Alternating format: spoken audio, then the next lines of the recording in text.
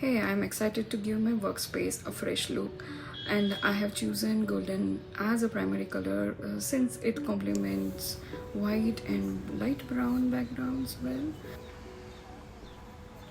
To achieve this, I am using a golden spray I purchased from Venus Trader last year, and this is an experiment for me as I have never used this spray on glass, plastic, or metal before.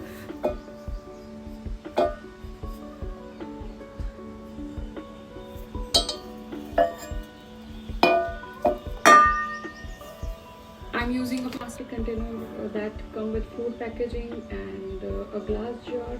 That means it's a juice jar, and that I have planned to use as a paint stand or a planter. The first coat of paint has dried, and I am eager to apply the second coat and see the final result.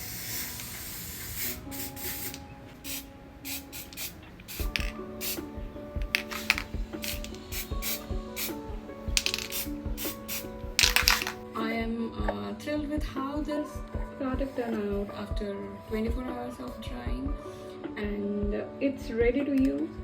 And I plan to use one as a planter of for my favorite plant, flamingo flower plant.